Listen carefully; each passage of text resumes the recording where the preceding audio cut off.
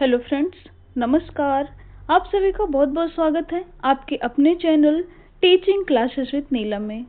Friends, आज हम देखते हैं प्राचीन भारतीय इतिहास से रिलेटेड इम्पोर्टेंट टॉपिक वैदिक काल। वैदिक काल में हम देखते हैं वैदिक काल की राजनीतिक अवस्था कैसी रही है, समाज कैसा रहा है, अर्थव्यवस्था कैसी रही है एवं धार्मिक परिवर्तन। इन चीज़ों के बारे में हम जानकारी प्राप्त करते हैं।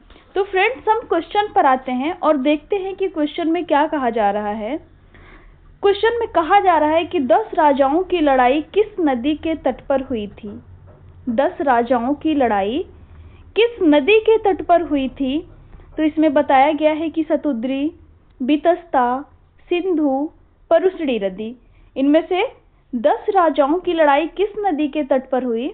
तो इसका आंसर हो जाएगा ऑप्शन नंबर 4, परुशड़ी नदी के तट पर। 10 राजाओं की लड़ाई परुशड़ी नदी के तट पर हुई। इसका उल्लेख कहाँ से मिलता है? इसका उल्लेख कहाँ से मिलता है हमको? तो इसका उल्लेख हमको ऋग्वेद से मिलता है। इसका उल्लेख हमको ऋग्वेद से मिलता है और ऋग्वेद के 7वें मंडल में बताया गया है कि एक तरफ विश्वामित्र सलाहकार थे तो दूसरी तरफ ऋषि वशिष्ठ थे। इस युद्ध में समुदाय के भरतों की विजय हुई। भरत समुदाय के जो राजा थे उनकी विजय हुई। आगे हम नेक्स्ट क्वेश्चन देखते हैं।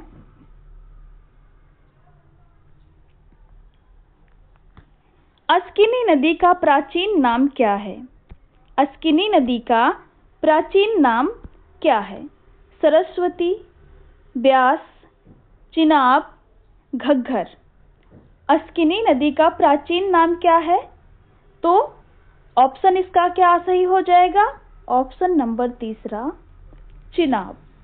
अस्किनी चिनाब नदी का प्राचीनतम नाम है।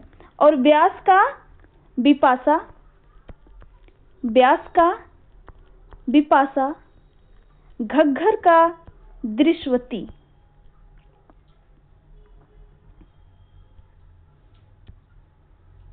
घग्गर का दृश्यवती।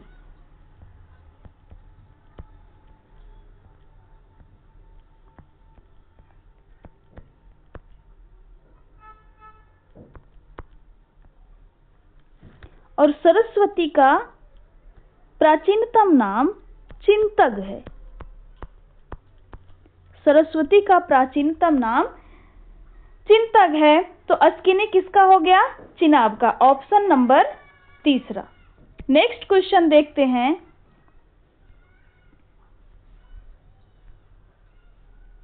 दिए गए दर्शनों को उनके रचयिताओं के साथ जोड़िए।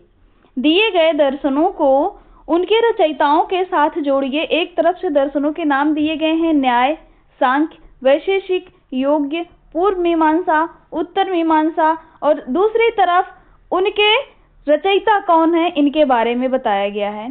तो न्याय दर्शन के रचयिता कौन है? न्याय दर्शन के रचयिता, न्याय दर्शन सबसे पहले हम देखते हैं। तो न्याय दर्शन के कौन है? गौतम। न्याय दर्शन के रचयिता गौतम। सांख्य के कपिल, सांख्य के कपिल। वैशेषिक के कणाद, यानी वैशेषिक के कणाद ऋषि या कण्ड ऋषि, कणाद कहते हैं। वैशेषिक के कणाद। योग के पतंजलि, योग दर्शन के पतंजलि। पूर्व मीमांसा के जैमिनी और उत्तर मीमांसा के बादरायण। तो न्याय दर्शन के गौतम, सांख्य के कपिल, वैशेषिक के कणाद, योग दर्शन के पतंजलि, पूर्व मीमांसा के जैमिनी और उत्तर मीमांसा के बादरायण। नेक्स्ट क्वेश्चन देखते हैं। किस वैदिक पाठ के लिए वेदांत शब्द का प्रयोग होता था? किस वैदिक पाठ के लिए वेदांत शब्द का प्रयोग होता है? आरण्यक के लिए, उपनिषद के लिए, ब्राह्मण के लिए, स्मृति के लिए। तो इसका आंसर क्या हो जाएगा? ऑप्शन नंबर 2, उपनिषद के लिए। वैदिक पाठ के लिए वेदांत शब्द का प्रयोग किसके लिए होता था? तो उपनिषद के लिए। उपनिषद का मतलब क्या होता है? समीप आना। नेक्स्ट क्वेश्चन देखते हैं। ऋग्वेद के कई परिच्छेदों में अघन्य माना गया है। किसको? अघन्य किसको माना गया है? अघन्य, ना मारा जाने वाला। पुरोहितों को, महिलाओं को, गायों को, ब्राह्मण को। तो इसका आंसर क्या हो जाएगा? इसका आंसर क्या हो जाएगा? ऑप्शन नंबर तीसरा, गायों को अघन्य माना गया है। इसका प्रमाण कहाँ मिलता है? इसका प्रमाण मिलता है ऋग्वेद में। कहाँ पे? ऋग्वेद में। ऋग्वेद में बताया गया है कि गायों को अघन्य माना गया है, मतलब गायों के लिए अघन्य शब्द का प्रयोग किया गया है, जिसका अर्थ होता है मारना नहीं चाहिए। पुरोहितों को वर्ण व्यवस्था में श्रेष्ठता दी गई थी। इनको, जो पुरोहित होते थे, इनको वर्ण व्यवस्था में श्रेष्ठता दी गई थी। तो इसका आंसर क्या हो जाएगा? ऑप्शन नंबर तीसरा, गायों को। नेक्स्ट क्वेश्चन देखते हैं।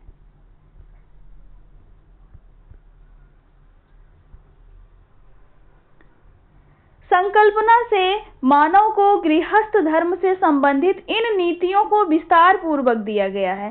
संकल्पना से मानव को गृहस्थ धर्म से संबंधित, संकल्पना से मानव को गृहस्थ धर्म से संबंधित किस सूत्र में बताया गया है? तो गृह सूत्र में। ऑप्शन नंबर इसका हो जाएगा दूसरा। संकल्पना से मानव को गृहस्थ धर्म से संबंधित किन सूत्र में बताया गया है? तो इसका ऑप्शन हो जाएगा, आंसर हो जाएगा ऑप्शन नंबर दूसरा, गृह सूत्र में। नेक्स्ट क्वेश्चन देखते हैं। वैदिक काल में जोती हुई भूमि के लिए शब्द का प्रयोग किया जाता था। वैदिक काल में जोती हुई भूमि के लिए कौन से शब्द का प्रयोग किया जाता था?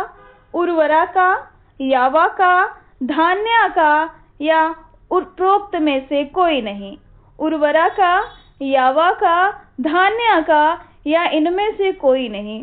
तो जोती हुई भूमि को उर्वरा कहा जाता था। उत्तर वैदिक काल में जोती हुई भूमि के लिए उर्वरा शब्द का प्रयोग किया जाता था। नेक्स्ट क्वेश्चन देखते हैं। अगला क्वेश्चन कह रहा है, मिलान करने वाला है। देखते हैं नेक्स्ट क्वेश्चन।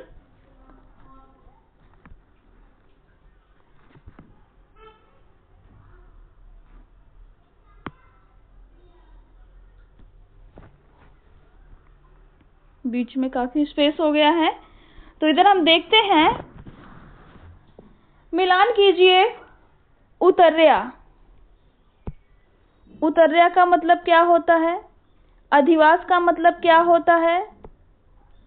और अजिन का मतलब क्या होता है? और वाप्ता का मतलब क्या होता है? वाप्ता का मतलब क्या होता है? उतर्या का मतलब होता है उत्तरीय। उतर्या का मतलब होता है उत्तरीय। अधिवास, ये पहनने वाला वस्त्र है। ये क्या है? एक पहनने वाला वस्त्र है, तो एक पोशाक है। ये अधिवास क्या है? एक पोशाक है। वाप्ता, वाप्ता क्या है? हजाम या नापित को वाप्ता कहा जाता था। जो नाई होते थे उनको हजाम या नापित कहा जाता था, वाप्ता को। और एक बचता है इसमें अजिन, जिसको जीता ना जा सके। अजिन ये बैरागियों का वर्ग होता था। अजिन मतलब जिसको जीता ना जा सके, अजिन बैरागियों का वर्ग होता था। नेक्स्ट क्वेश्चन देखते हैं।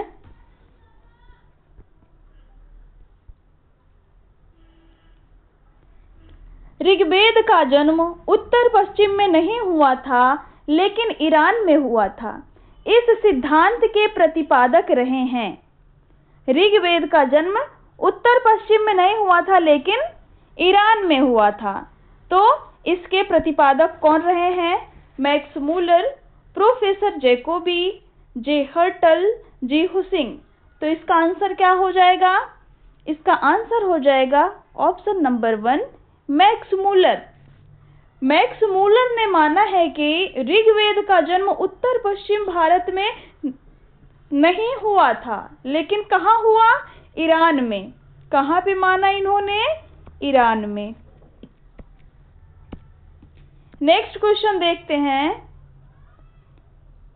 इनमें से किस देवी का उल्लेख ऋग्वेद में नहीं है? इनमें से किस देवी का उल्लेख ऋग्वेद में नहीं है?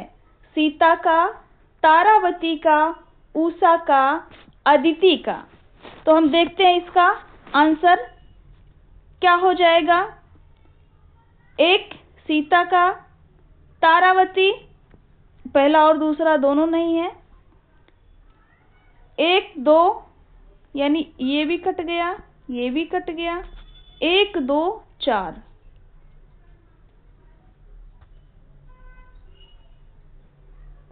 तीसरा और चौथा।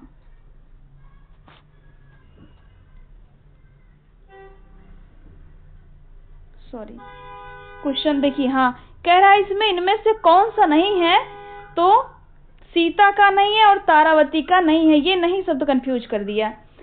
इनमें से किस देवी का उल्लेख ऋग्वेद में नहीं है, तो सीता का भी नहीं है और तारावती का भी नहीं है, उषा और अदिति का मिलता है, यानी इसका आंसर सही हो जाएगा कौन सा, इसका आंसर हो जाएगा दूसरा 1 और 2। इसका आंसर क्या हो जाएगा, 1 और 2। इनका सीता और तारावती दोनों लोगों का उल्लेख ऋग्वेद में नहीं मिलता है, उषा और अदिति का उल्लेख मिलता है। इनका मिला है और इनका नहीं मिला है। तो सीता एवं तारावती का ऋग्वेद में उल्लेख नहीं मिला है। तारावती कौन थी, सीता को तो समझते हैं, सीता माता का कहाँ पे है, तो रामायण में। तारावती कौन थी, तो तारावती बौद्ध धर्म के वज्रयान शाखा की थी। तारावती कौन है, बौद्ध धर्म से संबंधित है। ये कौन, बौद्ध धर्म के वज्रयान शाखा से ये रिलेटेड है।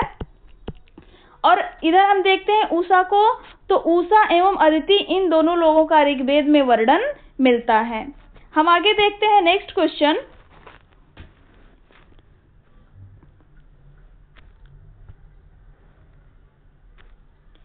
ईसा पूर्व 6ठी शताब्दी में इनमें से कौन से 4 नगर अंततः बचे रहे। ईसा पूर्व 6ठी शताब्दी तक कौन से 4 नगर अंतिम तक अपना अवशेष लिए खड़े रहे। अवंती, मगध, कोसल, कुरु, इनमें से सभी। तो इसका आंसर हो जाएगा इनमें से सभी। ये 4 नगर ऐसे हैं, अवंती, मगध, कोसल और कुरु, ये 4 नगर ऐसे हैं जो अंत तक अपना अवशेष लिए खड़े रहे। यानी कि 6ठी शताब्दी में कोसल का भी, अवंती, कुरु तथा मगध का, इन चारों का साक्ष्य मिलता है। इन चारों का ही साक्ष्य मिलता है, अंत तक यही 4 नगर बचे रहे हैं। नेक्स्ट क्वेश्चन देखते हैं। सुश्रुत संहिता का मूल पाठ हो वस्तुतः किससे संबंधित है। सुश्रुत संहिता का मूल पाठ, सुश्रुत संहिता का मूल पाठ किससे संबंधित है। शरीर रचना विज्ञान से, चिकित्सा से, चिकित्सा मतलब शल्य चिकित्सा, चिकित्सा का मतलब शल्य चिकित्सा, भ्रूण विज्ञान से, औषधि निर्माण विज्ञान से। तो इसका आंसर क्या हो जाएगा, दूसरा। जो सुश्रुत संहिता का मूल पाठ है वो शल्य चिकित्सा से रिलेटेड है। किससे, शल्य चिकित्सा से। तो इसका आंसर क्या हो जाएगा, ऑप्शन नंबर 2 शल्य चिकित्सा। जो सुश्रुत संहिता है ये आयुर्वेद एवं शल्य चिकित्सा का प्राचीन ग्रंथ है। और किस भाषा में है ये, तो संस्कृत भाषा में लिखा गया है। एक हम पेज में लेके बताते हैं कि जो ये कैसा है, संस्कृत ग्रंथ है। ये संस्कृत भाषा में लिखा गया है। और इसमें अध्याय कितने हैं, इसमें अध्याय की संख्या कितनी है, तो इसमें अध्याय है 186, 186 अध्याय है। और 1120 रोगों का, 1120 रोगों एवं 700 औषधि, 700 औषधि के बारे में, जो पौधे हैं 700 औषधीय पौधों के बारे में। और खनिज स्रोत पर आधारित 64 प्रक्रियाएं हैं। खनिज शोध पर आधारित 64 प्रक्रियाएं हैं। जंतु स्रोत पर आधारित 8 प्रकार की शल्य चिकित्सा का उल्लेख मिलता है। जो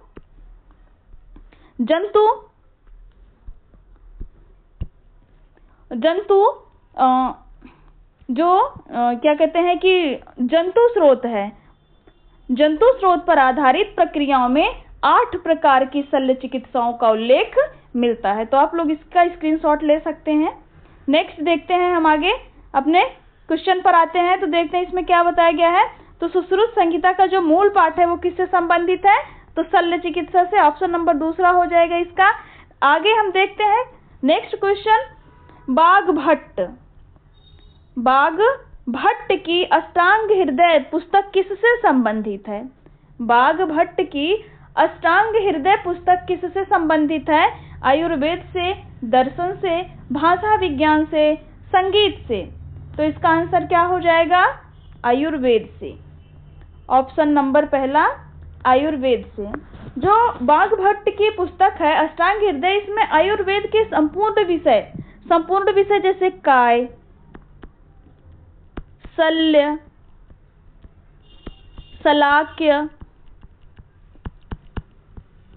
शालाक्य आदि 8 अंगों का वर्णन किया गया है। जैसे इसमें है दिनचर्या,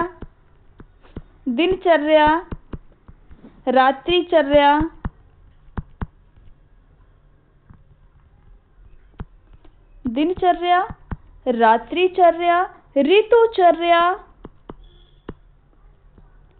ऋतुचर्या, द्रव्य गुण, विज्ञान, द्रव्य गुण एवं विज्ञान इसका विस्तृत वर्णन है। तो किसका है? काय का है, शल्य का है, शालाक्य का है, आदि 8 अंगों का वर्णन किया गया है। एवं दिनचर्या, रात्रिचर्या, ऋतुचर्या, द्रव्य गुण, विज्ञान का विस्तृत वर्णन किया गया है। तो ये जो वाघभट्ट की अष्टांग हृदय पुस्तक है, ये किससे रिलेटेड है? तो आयुर्वेद से रिलेटेड है ये पुस्तक। अगला प्रश्न देखते हैं। गुजराती में संस्कृत तथा प्राकृत में रचित कृति लेखा पद्धति का क्या विषय है? गुजराती एवं प्राकृत भाषा में लिखित लेखा पद्धति का क्या विषय है? लेखा पद्धति लिखी गई है किस भाषा में? संस्कृत एवं प्राकृत में। तो इसका विषय क्या है? विभिन्न प्रकार के कानूनी दस्तावेजों का मॉडल, जैन लोक कथाएं, बौद्ध धर्म के सिद्धांत तथा प्रथाएं, राजवंशों का जीवन चरित्र। तो इसका आंसर क्या हो जाएगा? इसका आंसर पहला हो जाएगा विभिन्न प्रकार के कानूनी दस्तावेजों के मॉडल।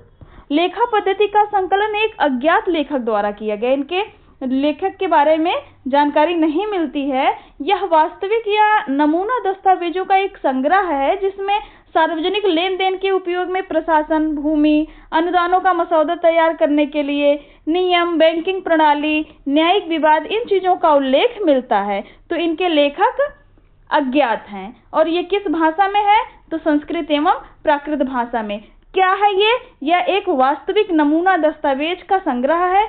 किस चीज के बारे में इसमें बताया गया है? तो लेन देन के लिए उपयोग में, प्रशासन, भूमि में, अनुदान में मसौदा तैयार करना, नियम, बैंकिंग प्रणाली, न्यायिक विभाग, इन चीजों का आदि निम्नवत चीजों का वर्णन इसमें मिलता है। हम आगे देखते हैं नेक्स्ट क्वेश्चन। अगला प्रश्न हम देखते हैं कि निम्नलिखित में से कौन सा एक प्राचीन भारतीय महाजनपद नहीं था? इनमें से कौन सा एक प्राचीन भारतीय महाजनपद नहीं था? तो सुवर्णगिरी, काशी, कोसल, वज्जी। इसका आंसर क्या हो जाएगा? तो इसका आंसर हो जाएगा ऑप्शन नंबर ए, सुवर्णगिरी।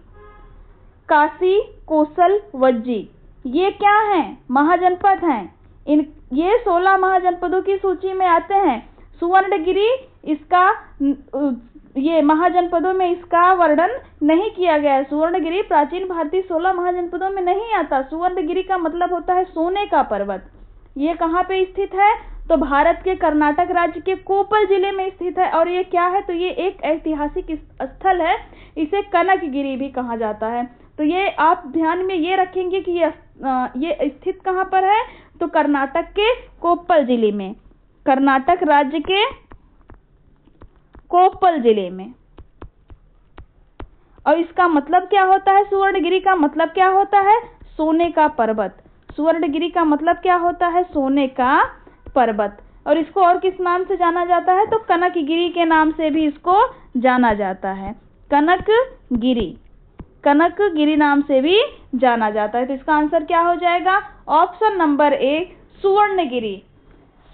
तो फ्रेंड्स, हम क्लास को यहीं पे एंड करते हैं। आपको ये जानकारी कैसी लगी आप कमेंट बॉक्स में ज़रूर बताएं और डेली क्लास को ज़रूर अटेंड करें। टीजीटी, पीजीटी, यूजीसी नेट एवं असिस्टेंट प्रोफेसर, एलटी, जीआईसी आदि चीज़ों के लिए ये क्लास बहुत ही इम्पोर्टेंट है तथा टोटल क्वेश्चन पीवाईक्यू से रिलेटेड है, जो कि बहुत ही इम्पोर्टेंट है भावी परीक्षा के लिए।